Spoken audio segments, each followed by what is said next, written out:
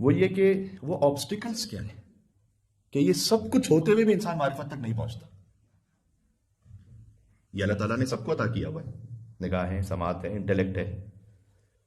تو پھر کیا ایسا موانع کیا ہے کہ جو بیچ میں رکاوٹ بن جاتے ہیں؟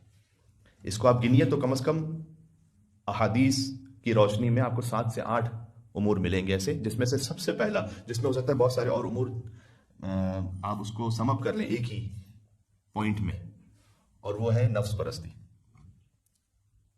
کہ انسان حق دیکھ رہا ہوتا ہے، خواہشات نفس قبول نہیں. کیا آپ سمجھتے ہیں کہ ابو جہل کے پاس واقعی معرفت نہیں تھی اور وہ نہیں سمجھ پا رہا تھا؟ نہیں سمجھ پا رہا ہے. ایک کتاب ہے آغا اشتہاردی کی. آغا اشتہاردی نے بہت سی کتابیں لکھی، اس میں سے ایک ہے مناظرات معصومین. اس میں 4 معصومین کے مناظرات لکھے انہوں نے. اس میں سے حضور کی گفتگو ہے ابو جہل سے.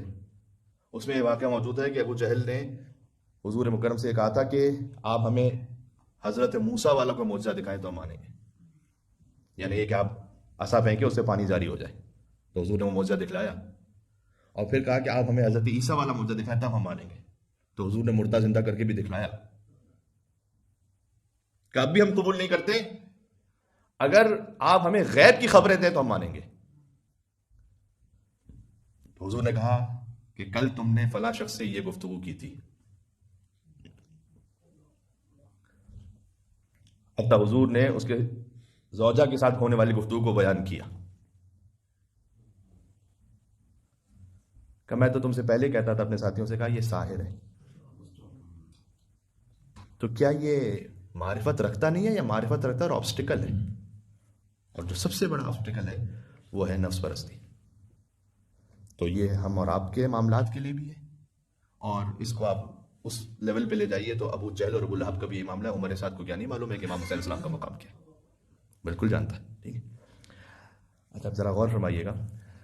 یعنی کبھی کبھی یہ نفس پرستی، یعنی حق سامنے آنے کے بعد بھی قبول نہ کرنا.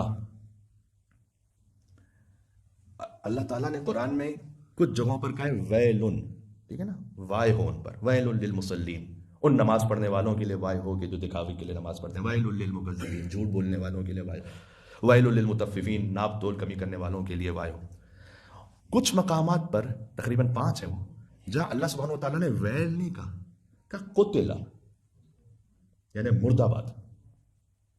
اصحاب الاخدود، اصحاب الاخدود وہ ان کے لیے اللہ نے کہا کہ وہ مارے جائیں.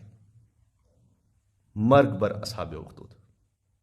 اصحاب اخدود مجھے اس وقت اس واقعے کی ڈیٹیل میں نہیں جانا، میں کہہ رہا ہوں چند مقامات ایسے ہیں. قتل الخراسون، یہ اللہ تعالیٰ نے سورہ زاریات میں کہا ہے ایک خاص کانٹیکس میں کہ بے ڈھنگ اور بے ہنگم باتیں کرنے والوں کے لیے قتل کا، اللہ کی توحید کے بارے میں جیسا کی باتیں کرتے ہیں.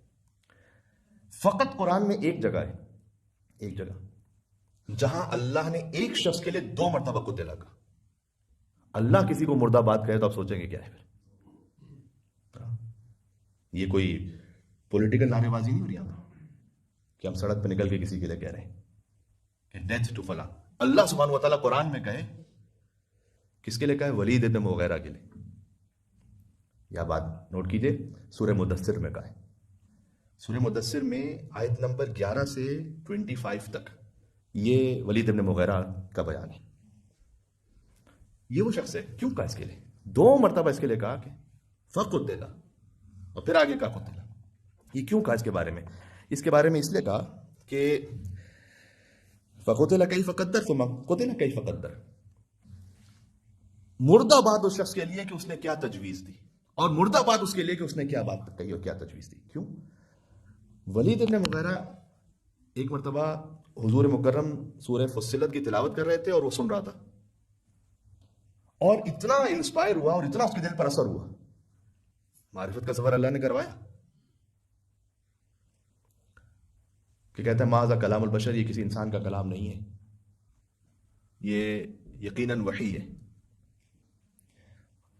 اس کے بعد وہ قریش کا ایک جگہ بیٹھک ہوتی تھی، تو قرار یہ تھا کہ وہ وہاں سے جائے گا ان کے پاس. وہاں پر بھی نہیں گیا، اپنے گھر چلا گیا اور اپنی اس فکر میں تھا. اچھا قریش والوں کو بتا، کیونکہ قرآن نے اس کا ذکر کیا انہ فکر وقدر، اس نے سوچا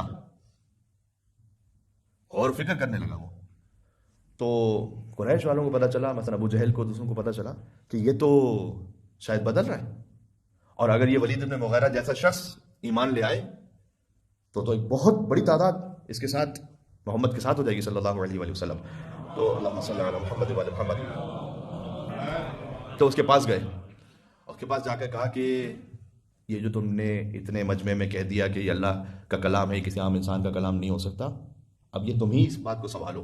ہم کہتے ہیں نا بھائی تم سے مسٹیک ہوئے، سنبھالو اس کو سوچو. اس نے کہا کہ اچھا بتاؤ اب کیا کریں. تو کچھ لوگوں نے تجویز کی ایسا کرو کہ یہ کہو کہ یہ نعوذ باللہ من ذالک کاذب ہے، جھوٹ بولتا ہے. کہنے نہیں، یہ تو نہیں ہو سکتا، کوئی یقین نہیں کرے گا اس میں. کہتے کچھ اور سوچو. کہا خائن ہے، کہیں بھی نہیں ہو سکتا، سارا زمانہ اس کو امین کہتا ہے. کہ اچھا ایسا کہو اور مشہور کر دو کہ اس کو کسی اور نے تعلیم دیا ہے. کہنے یہ بھی نہیں ہو سکتا، تو اس معلم کا نام بتانا پڑے گا. کون ہے کہ جس نے محمد صلی اللہ علیہ وسلم کو تعلیم دیا، کون ہے؟ اس کے بعد نے کہا کہ دفعتاً خیال آیا، کہتا ہے یہ مشہور کرتا ہوں کہ یہ ساحر ہے، جادوگر ہے. اب یہ وہ عنوان ہے کہ جس کے تحت آپ سب کچھ ڈال سکتے ہیں. جادو کر لیتا ہے کہ دل کو تسخیر کر لیتا ہے، دل پر اثر ہو جاتی ہے بات. اور اس نے جا کر یہ مشہور کرنا شروع کیا کہ یہ جادوگر ہے. اللہ سبحانہ تعالیٰ نے کہا کہ فَقُتِلَ كَيْفَ قَدَّرَ ثُمَّ قُتِلَ كَيْفَ قَدَّرَ، مرگ بر ولید ابن مغیرہ، اور اس کے بعد پھر مرگ بر ولید ابن مغیرہ، مردہ بعد ڈیتھ تو ہے. اس لیے یہ کیوں اللہ سبحانہ تعالیٰ نے اتنی سخت زبان استعمال کی یہاں پر؟ یہ اللہ نے سمجھایا ہے کہ دیکھو جب واضح اور روشن دلیل آنے کے بعد پبلکلی کوئی اس حق کو ڈینائی کرے، سب کچھ سمجھتے ہوئے اور جانتے ہوئے، تو اللہ سبحانہ و تعالیٰ کو اتنا سخت ناپسند ہے کہ اللہ وہاں پر ویل نہیں کہتا، وہاں قتل کہتا. سمجھ میں آ رہی ہے؟